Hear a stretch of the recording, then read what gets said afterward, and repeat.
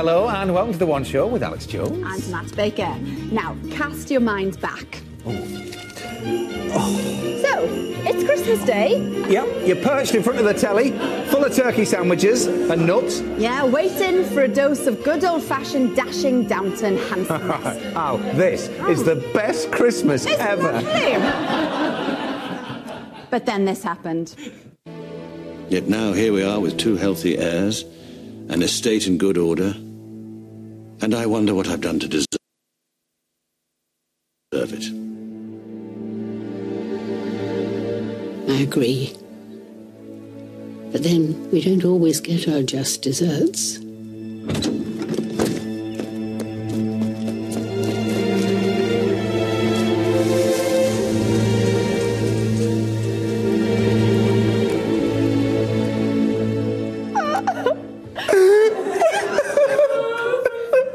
So that was when Matthew Crawley was cruelly killed off in Downton Abbey. Now, anyone would think that Dan Stevens had a fantastic new career lined up. Well, it turns out he did. Please welcome Dan Stevens. Dan, good to see you. Welcome to The One Show. Thank you very much. I'm Dan, sorry about your Christmases. You ruined Christmas for everybody. No, it was... Awkward pause. You've got to say, Peter. No, it was a brilliant performance, and people were Thank you. crying over their turkey sandwiches. I mean, how was it then to film that last scene for you? It was quite strange. It was quite weird. You know, it was an amazing 3 years on that show. Incredible journey for all of us, really. And yeah, we waited for that final script for a long time. You know, I told them back in February, I think, and in August it came along, and this was how it was going to happen. And you know, shockwaves went around the set. You know, before you know, similar to Christmas Day, really. And so yeah, it was a strange one to film. Well, we'll ask you a little bit more about it, because we had Julian Fellows on before and he told us his view. So we'll get yours in a while. But, I mean, you've moved certainly into the 21st century, haven't you, from the Matthew Crawley sort of character. You've sharpened up and, yeah, you look a bit different. Thanks. Yeah, lost a bit of weight for the last role I played, which was a film in New York with Liam Neeson. Quite a grisly crime thriller. Was it?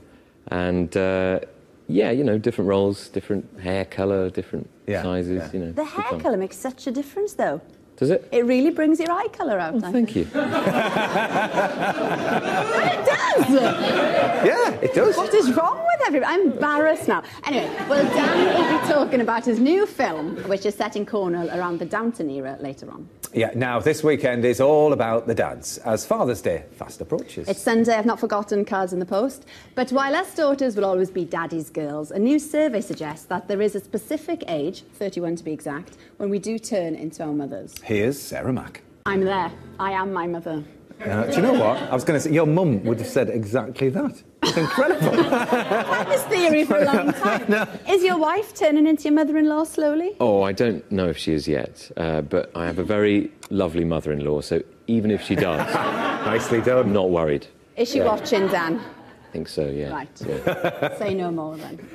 Yeah, now, just going back to when we asked you to begin with about the decision of leaving Downton and this film, we had Julian Fellows on and he said it was going to be a nightmare to write you out because you had to be gone forever. So a big deal for him. What was it like the day that you thought, right, I've got to tell him, this is it? Well, it was tough. Or did he get someone else to do it? He cares a lot. Did I get someone else to do it? No.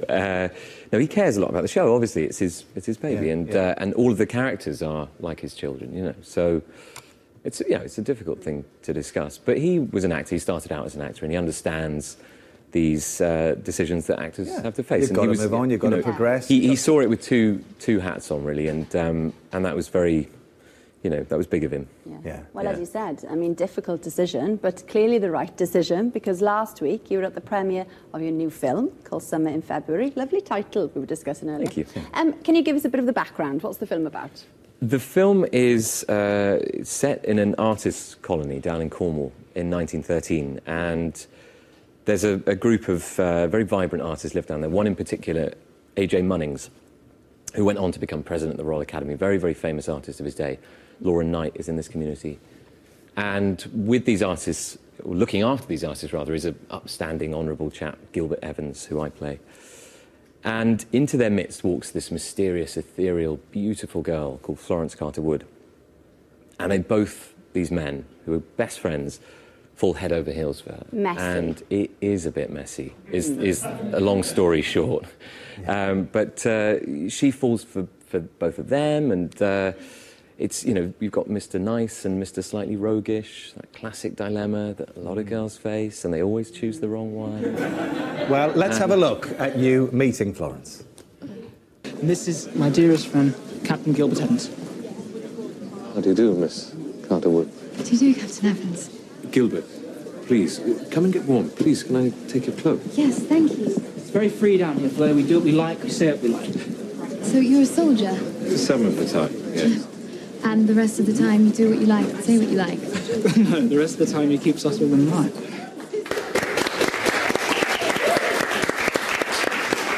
Well, we're now joined by Jonathan Smith, who wrote the novel and the screenplay for the film, and also happens to be one of Dan's ex-teachers. So before we get into the plot and all the rest of it, how was Dan as a pupil? Oh, was he a good boy? Lively, you know, quick on the uptake, quick to focus, very serious about his acting. Yeah, it was great fun to be with, always. And did you spot a great actor from a young age? It wasn't difficult. It really wasn't difficult, no, because You're quite embarrassed, Dan. I am a bit. No, he's not. I can go out and you can talk about it. Now, the story is fascinating. So just tell us how you came across it initially, and just point out this wonderful little diary that you Yes, an art teacher friend of mine sat next to me at lunch one day and said, I've just been told this absolutely amazing story. It's a true story. And I think it's right up your street, he said. It's the sort of thing you'd like to write. And he told it me, and my hands started to go, and I actually knew within minutes, you know, that I had another novel. And he then told me even better, I know the son of one of the three central characters, Gilbert Evans. So I got to know David Evans, who's Dan's character. Got to know David Evans, who's the son of Gilbert, and he showed me the diaries. And of course, as soon as you start looking at the diaries, you get really hauled in. Yeah. It's tiny, isn't it? Yes. When you look at the Beautiful size little of it, thing, yeah. It's so tiny. And they're so tersely written as well. There's, I mean, of its time, you know, just perfect gent, just barely any adjectives, but simple descriptions of this very, very painful period of his life and many other lives, really. And what Jonathan does so beautifully in the novel is extract and I guess add a few adjectives and adverbs here and there and bring those diaries to life and the heartbreak in the book. And, you know, it's a book that I read first when I was 14 or 15, when I first came to the school, first met Jonathan. And I remember this character of Florence, and she's haunted me all my life, you know, half my life, really. And everybody, when they first read the book, said, this really has to be a film. Yeah. And lovely now it is. That Jonathan was involved with the screenplay as well, and you as you know, as a producer. Well, Dan committed himself to it, you know, from a very early stage, and stuck with it, and didn't back off, and, you know, saw us all the way through. What a big deal for your first film, though, Jonathan. Yes, wonderful. I mean, it's of the books I've written, it's the most visual, and everybody said, you know, it's got to be a film, and people say that, but we've done it. Yeah, and so it was impressively so as well, I have to say. And Summer in February is out in cinemas from this Friday, and the film, or a lot of it, was shot around Cornwall. Thankfully, Dan didn't have to try the Cornish accent, which apparently isn't that easy, as Alistair McGowan found out. Never get enough of Alistair's accents, so he's here for a bit more. Anyway, so Alistair, the Cornish language, I mean, that's had a little bit of a resurgence, hasn't it? Yes, it has. I mean, it was considered extinct. It was declared extinct by UNESCO, who apparently declared these things.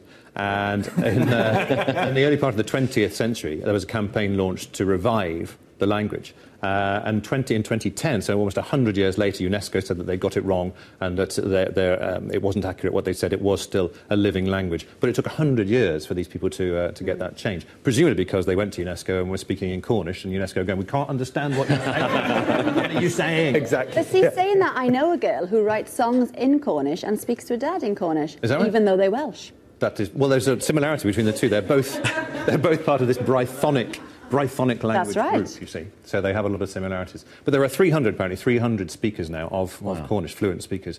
And there are schools now, there are 20 bilingual children, according to Sir John Mills, who you saw in that film with the admirable facial hair. He says that there are 20 children who are now bilingual, and other schools are now starting to teach Cornish alongside English in nursery. So it is slowly starting to Maybe we should do a version of Summer in February where we dub it in Cornish. Why not? You probably should. Not thought Keep it local. It's a really good idea. Well, no, I think it would be great. Now, we saw the Wurzels there, We did. obviously singing in the local accent, and now some singers choose to sing in their local accent, and others don't. I mean, what's going on there? Well, I think when people sing, generally American vowels are much easier and more useful to sing in because they're more expansive, and a lot of English vowels are very tight. And accents disappear generally because you're changing the vowel shape to make notes longer. And so accents are all about vowel shape and vowel length, so they tend to disappear. But the American sound is much better for singing in the English than the English because, for instance, one of our most common sounds is a sound called schwa, which is the sound, which we use a lot. You'll have an extended schwa being Welsh. I have an extended schwa. You have an extended schwa. A lot of people have mentioned that. I've heard talk about it. But no, the schwa is the sound, which we have in words like mother, father, Thursday. So yours would be mother, father, Thursday. Mother. Yeah, but that's a very common sound in English, but that does not sound good when you sing it. So a lot of singers will adapt that to a more of an R sound, mother, father. So it just sounds better in American. Could you give us a demo? Well, I tried them, but I couldn't. But I can tell you this, that the Welsh accent is very interesting, because when I was singing recently in a light opera, Gilbert and Sullivan's The Mikado, I was asked to sing in an operatic style. Right. In an English voice, it doesn't work as well, or my voice doesn't. But I thought if I thought Welsh, because the Welsh, as I'm sure you know, Dan, have a very open throat, which we're all taught to use as actors and singers. They have a naturally open throat. You think about somebody like Hugh Edwards, has a very open sound when he's I don't know what that lip curl is about, but he has a very open sound. And even so, like Robbie Savage, it's a very open sound. So when I was singing my Mikado, instead of singing my object all sublime, I shall achieve in time, as me, which sounds okay. If I thought Welsh and went, my object all sublime, I shall achieve in time. Wow. Who knew that Alistair McGowan could do opera? Well, thank you very much. There you go. On the subject of the Cornish accent, Go on. Go on. do you know the reason why the internationally recognised pirate accent is ooar? No. OK, so here's a bit of trivia. The actor who played Long John Silver in the 1950 Walt Disney Treasure Island was Robert Newton. Right. And he grew up in Lamorna, where Summer in February is set. And he decided for that movie to deploy an exaggerated Lamornan accent. And the Lamornans are very, very proud of this fact, that they invented the pirate voice. So there you go. Great fact. Yeah. But now the Cornish resent it, as I found out. They kept saying, we're not all pirates down here, you know. Not that they sounded like that, because they didn't. Thank you, Alistair. Thank you. Pleasure. Now, tonight, Declan Curry pays his first visit of the year to another British business struggling to survive in the tough economic climate. He meets a patriarch who is moving hell and high water to ensure he still has a family firm to pass on to the next generation. Of course, we wish them all the very best. Yeah, Looking we'll forward to track that their catch. progress, yeah. And speaking of travelling, Al, we've had an email in, haven't we? We have, from a man called Chris Birch, and he says his money is on you to be the next Doctor Who. Can we confirm this? Can you confirm the email? That you are... Has there been any discussion? There has not been any discussion, no. Oh, Dan. But Sorry, I'm Chris. sorry to see Matt go, because I think he's brilliant. Yeah, I think you'd be great. Would you like to do it? Yeah. I don't know. I think that's a yes, isn't it? Is that a yes? Well, I'll tell you what. We'll have a film about swimming in pyjamas instead. Okay. Anyway, if you remember the time when your swimming lessons involved pyjamas and diving for black rubber bricks, then you are going to love this. Happy times. No, I used to dread those Did you? days. You did it. Dan, did you? I remember it really, really vividly. I had a really scary incident when I was growing up in Wales, and we were made to do it, and you had to dive in for those really slippery rubber bricks. Brick, yeah. And I had a pair of Washington Redskins pyjamas that I was really, really proud of. Really proud of.